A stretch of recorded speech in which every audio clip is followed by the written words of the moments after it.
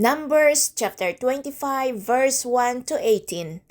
Verse 1. While Israel was staying in Shittim, the men began to indulge in sexual immorality with Moabite women. Verse 2. Who invited them to the sacrifices to their gods? The people ate the sacrificial meal and bowed down before these gods. Verse 3.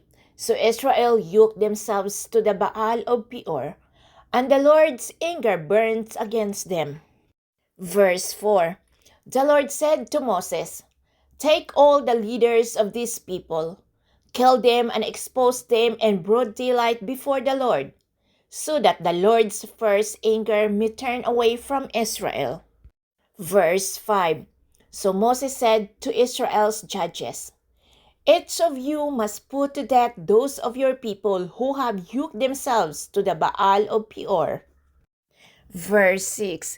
Then an Israelite man brought into the camp a Midianite woman right before the eyes of Moses and the whole assembly of Israel while they were weeping at the entrance to the tent of meeting. Verse 7. When Phinehas, son of Eleazar, the son of Aaron, the priest, saw this, he left the assembly, took a spear in his hand. Verse 8. And followed the Israelite into the tent. He drove the spear into both of them, right through the Israelite men and into the woman's stomach. Then the plague against the Israelites was stopped. Verse 9. But those who died in the plague numbered 24,000. Verse 10. The Lord said to Moses. Verse 11.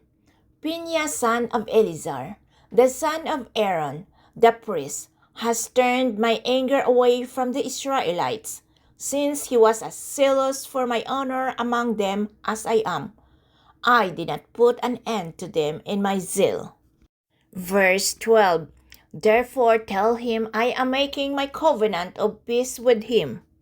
Verse 13. He and his descendants will have a covenant of a lasting priesthood, because he was zealous for the honor of his God and made atonement for the Israelites.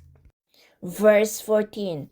The name of the Israelite who was killed with the Midianite woman was Zimri, son of Salu, the leader of the Simeonite family. Verse 15.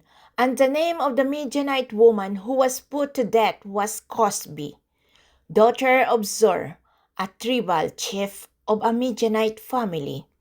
Verse 16. The Lord said to Moses. Verse 17. Treat the Midianites as enemies and kill them. Verse 18. They treated you as enemies when they deceived you in the Peor incidents involving their sister Cosbi, the daughters of a Midianite leader, the woman who was killed when the plague came as a result of that incident. Conclusion. In Numbers chapter 25, teaches that God's people fall into dangers when they compromise their obedience, even after being greatly blessed. Israel is led into sexual immorality and idol worship, bringing God's judgment. Phinehas, through bold and righteous action, stopped the plague, and God establishes a covenant of peace with him.